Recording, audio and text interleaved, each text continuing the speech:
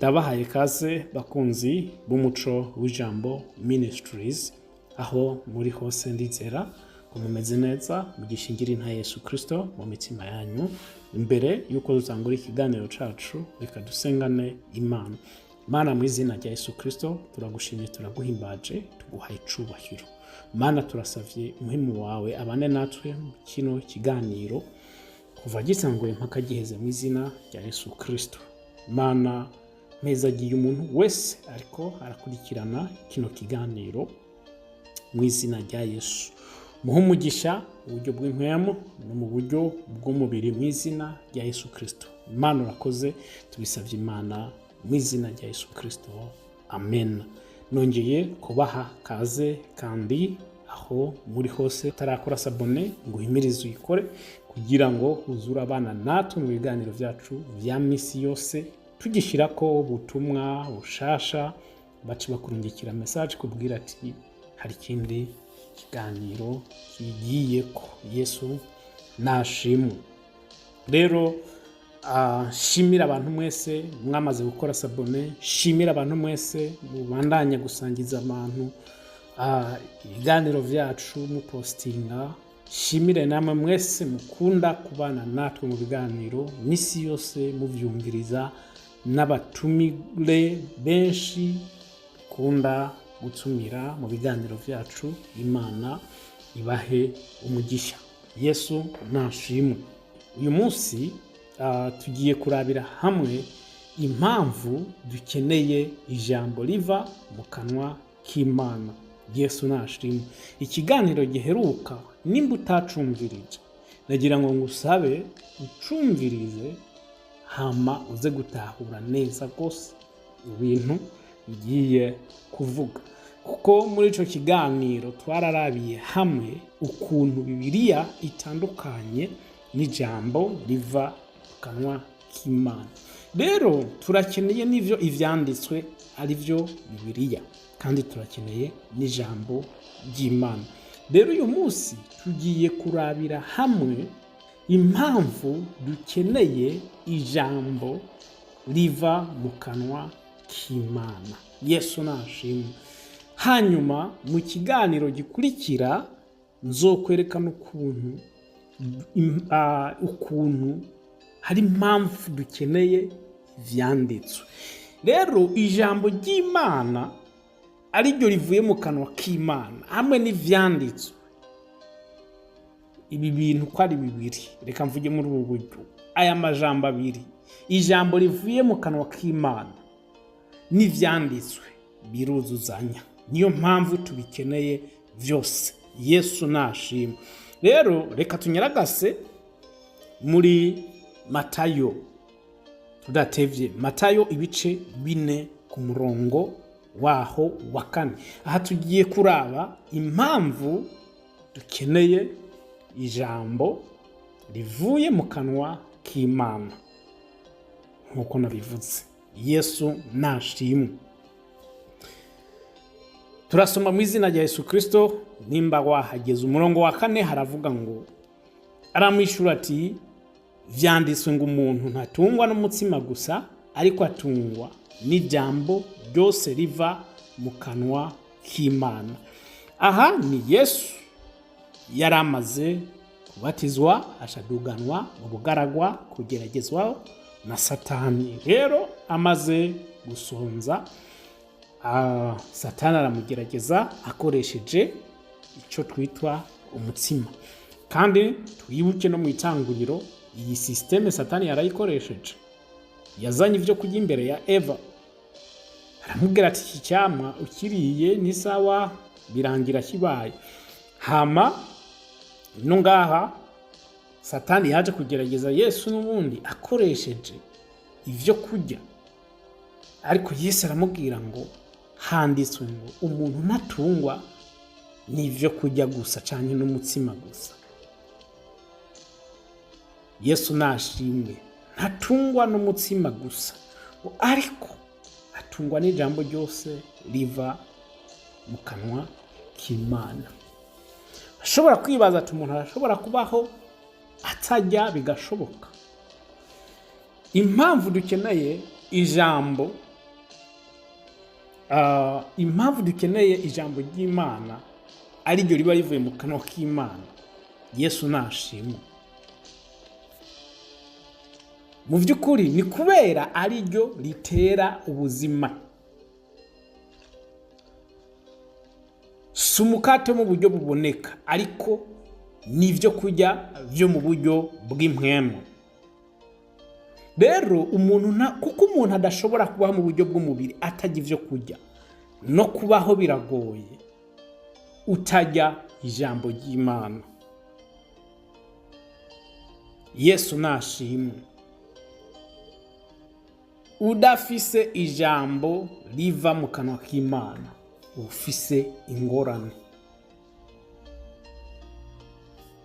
Twarigishije ukuntu Imana ishobora kuvugana n'abantu mu nzira nyinshi. Imana ivuga mu buryo bwinshi. Ntuzuvuge ngo Imana ntivugana nawe, Imana ntivuga.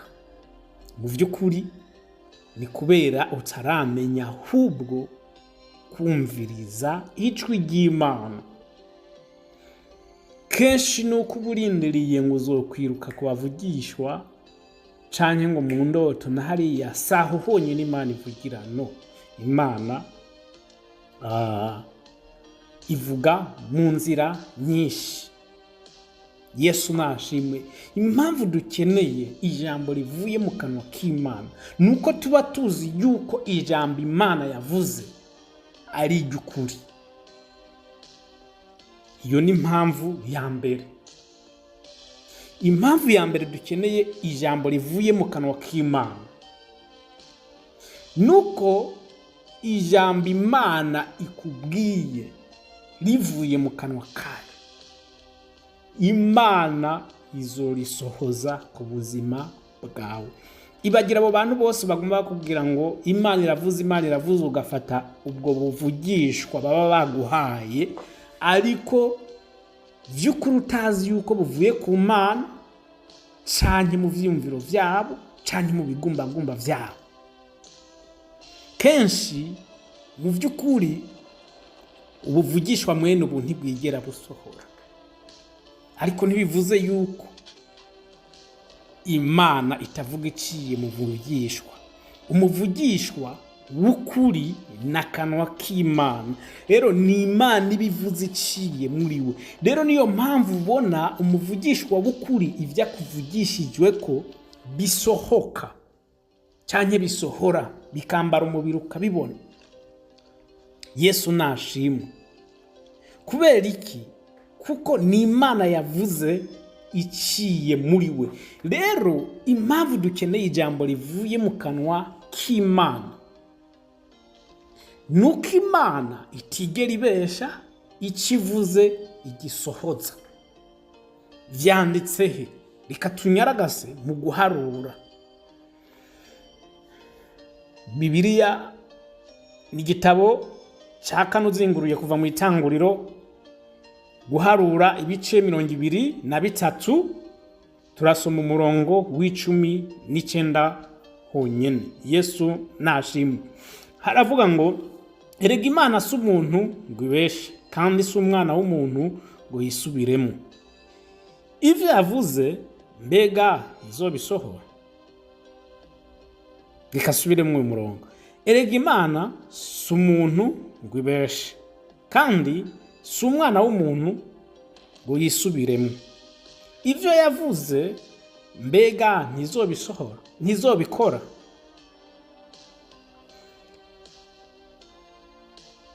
Ivyo yashinze ntibizoshika, ntizobishitsa. Yesu nashimwe. Rero turabona yuko Imana itandukanye n'umwana w'umuntu.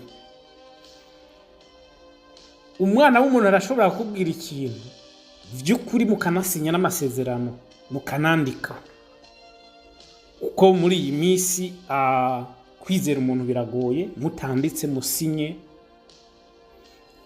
ariko mu gitondo ukabona n'ubundi yahinduye ivyiyumviro. Umuntu arashobora kukubwira ikintu akakurahira, akakubwira ati je ndakubwije ukuri ndakurahiye, mbese akarahira n'Imana ati amasezerano n'aya iki kintu nzokiguha uku nuku nzogukorera, akaguha n'amasezerano menshi.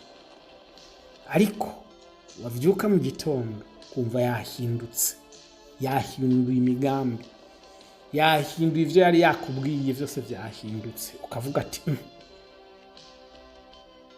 kejo nabona unyizeza umbwira uku nuku vyagenze gute. Nyine nuko abantu si Imana no kubatahura. Umwana w'umuntu arashobora guhindura ivyiyumviro, kuko nibi vyanditswe birabishingira intahe ngo Imana si umwana w'umuntu. Rero umwana w'umuntu arashobora guhinduka ivyo ubeho ubizi, ariko Imana yoyo rero ijambo rivuye mu kanwa k'Imana yigera igira gute ihindura, ni mpaka ishitse iryo jambo. Yesu nashimwe. Imana yabwiye neza Yeremiya amubwira ati ese witegereje neza ubona yuko ndindi jambo ryanje ngo ndarishitse. Iyindi Bibiliya iravuga neza ngo nteramira ijambo ryanje kugira ngo ndarishitse. Mu yandi majambo iririnda ijambo ryose Imana ibivuze, irihanga amaso, ibirizi kandi irazi n'umunsi izorishikirizako. Rero Imana yigera ihinduka. Yesu nashimwe. Yesu nashimwe. Abantu barashobora guhinduka, ariko Imana yakubwiye ishobora guhinduka, ni mpaka ishikije iryo jambo. Yesu nashimwe. Kandi Yesu nashimwe cyane. Kandi ijambo rivuye mu kanwa k'Imana riduha ivyizigiro vy'ejo hazoza. Soma muri Yeremiya 29:11. Iyo ni impamvu ya kabiri. Yesu nashimwe. Impamvu ya kabiri mu vy'ukuri nuko ijambo rivuye mu kanwa k'Imana riduha ivyizigiro vy'akazoza, ukabaho ufise amahoro, ukabaho utuje. Nta muntu ashobora kugira ivyizigiro adafise amahoro. Imbere y'uko ugira ivyizigiro ubanza kugira amahoro. Rero niyo mpamvu ikintu cyose uri kurakora, canke imbere y'uko wizera umuntu uwo ari we wese, ukumva uwo muntu ata mahoro ufise n'uwo muntu, shaka ugende. Nimba ari amasezerano wagomba gusinya n'uwo muntu, nimba ari ibintu wagomba gukorana n'uwo muntu, kumva vy'ukuri ata mahoro bifisemo, mu vy'ukuri bihagarika. Kubera iki? Imana iravuga iciye mu mahoro yo mu mutima. Imana ikakubuza amahoro yo gukora ikintu, ariko ari kugira ngo ukireke ntugwe mu ikosa runaka. Yesu nashimwe. Rero Imana iguha amahoro, kuko nta handi amahoro aboneka atari muri Kristo Yesu.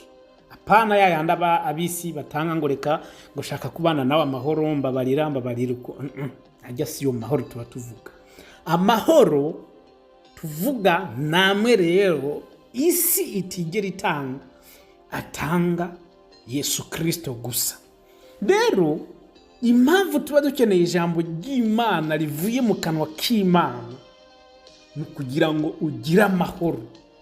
Kumva urahangayitse n'ikintu runaka, urakeneye Imana iguhumurize, wumva ijwi ryayo riti mwana wanje, genda muri iyi nzira, genda uku nuku nuku. Rero Imana ikivugana nawe muri ubwo buryo, kumbure nk'ikintu uri kurasengera, canke n'urugendo uri kurasengera, ndetse ikintu runaka, business ugomba gutangura, ariko kumva Imana yakubwiye toya iyi business ntuyikore, ahubwo genda ukora iki. urumva Imana yavuganye nawe iciye iguha amahoro, uciye ituza. Umaze kugira amahoro uca ugira ivyizigiro. Yesu nashime cyane, bikwereka neza yuko iyo business ni wagenda kuyikora, iyo business ni wagenda kuyikora yuko izokunguka itazohomba. Kubera iki? Kuko ijuru riragushingira intahe, kuko ijuru riragushigikiye. Yesu nashimwe, ijuru riragushigikiye. Niyo mpamvu rero dukeneye ijambo riva mu kanwa k'Imana. Urashobora kugenda gusoma ivyanditswe, nivyo ugiye gukora business runaka, nivyo urashobora kubisoma. Yego, hari n'ababimanika mu nzu bagashiramo ya majambo meza, imirongo myiza kabisa muri business yabo, ariko barakora ugasanga ukabona ati uyu muntu n'umuntu yizera Imana, yego, ariko business ikaja hasi. Kubera iki? Kuko nta jambo ryavuye mu kanwa k'Imana baba bafise. Yesu nashimwe. Benshi barakunda gukoresha imirongo nka Yosuwa, ngo ntutinye ndi kumwe nawe, si mibi ni myiza, ariko biba bikenewe yuko wewe ku giti cawe utangura gutumira Imana muri business yawe, mu bintu vyose uba ugomba ukore. Nubwo wotangura umunsi wawe mu gitondo kivyuka ugatumira Imana ibane nawe, nturindire kuronka ijambo ry'umunsi rivuye muri groupe runaka. Oya, Imana ikwihere ijambo ry'umunsi. Imana irashobora kukurungika muri Bibiliya. Imana irashobora kukurungika muri Bibiliya mu gice runaka, umurongo runaka.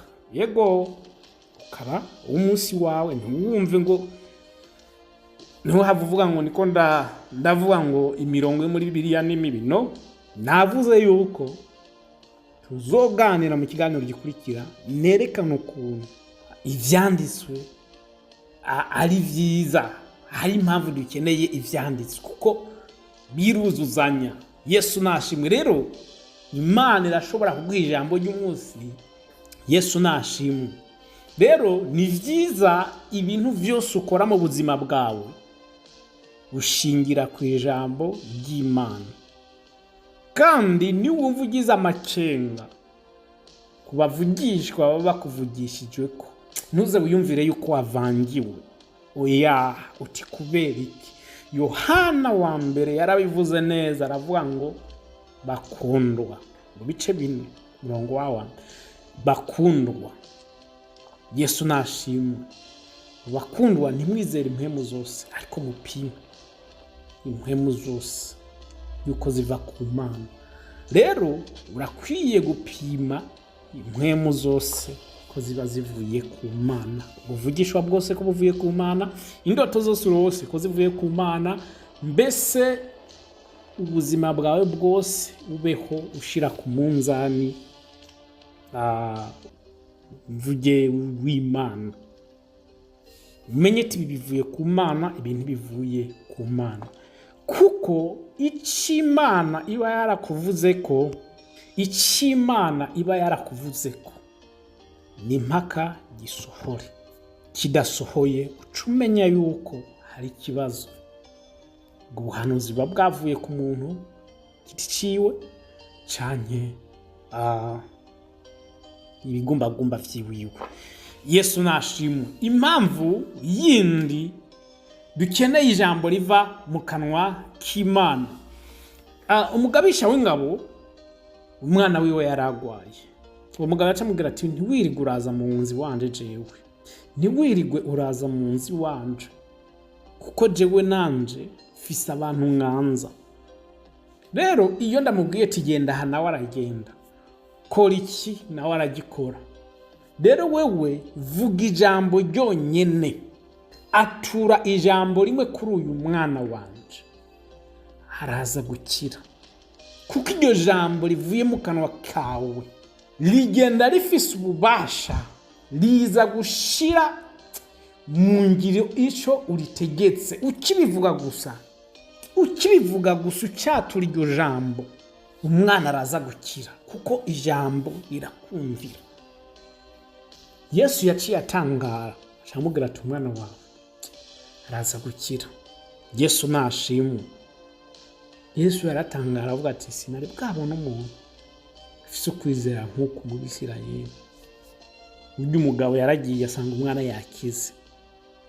Rero iri jambo riba rivuye mu kanwa k'Imana rikira gusohoka mu kanwa k'Imana, ubona ryambaye umubiri. Vuze kwambara umubiri ni ugushira mu ngiro icyo Imana bivuze, nk'uko tubibona no mu gitabo cy'Itanguriro. Imana yavuga ati ntihabemo ibi, bigaca bibaho. Yesu nashimwe. Atabafundi barenze kuboneka ngo bapime isi zo bingana gute, iki uku nuku ngo abantu batera amafi bazokoresha amagi ameze gute. Oya, Yesu kira kuvuga gusa, ijambo rigaca yambara umubiri. Yesu nashimwe. Rero iyi ni impamvu tuba dukeneye ijambo rivuye mu kanwa k'Imana. Yesu nashimwe. Yesaya 55. Yesaya 55 haratubwira gute? Katunyarukire Yesaya 55 ku murongo w'10. Nimba washyize reka dusome. Haravuga ngo nk'uko imvura na sheregi bigwa bivuye mu ijuru ntibisubire yuko, ariko bigatosa isi, bigatuma imeza ikera, igaha umubivyi imbuto n'ugikamuha ivyo kurya. 11. Uku ni ku ijambo ry'Uhoraho ryaje riva mu kanwa kandi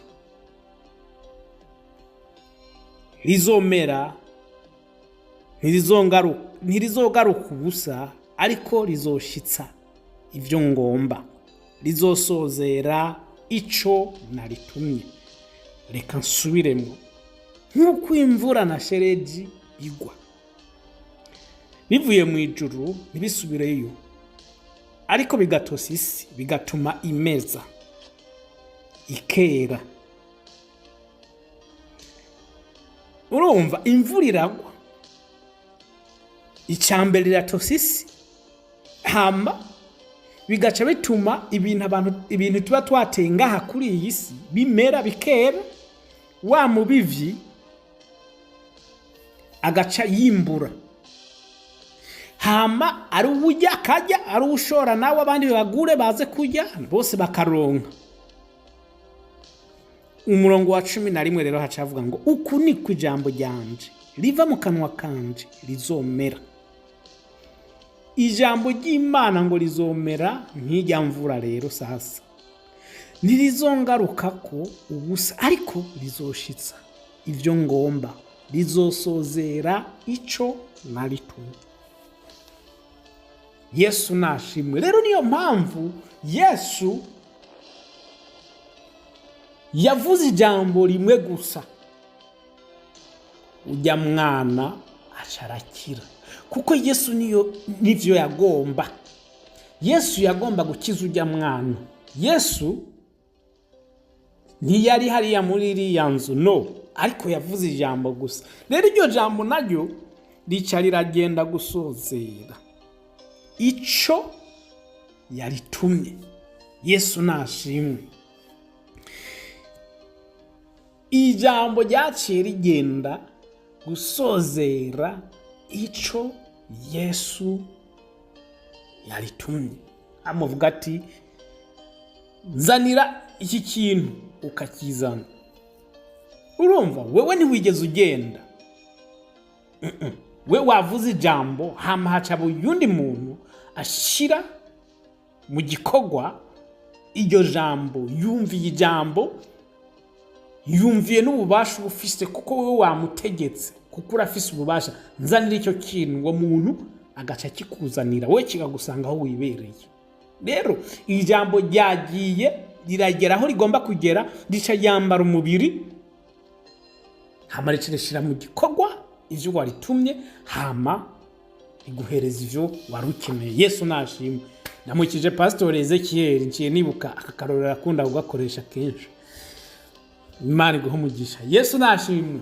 Rero turakeneye ijambo riba rivuye mu kanwa k'Imana,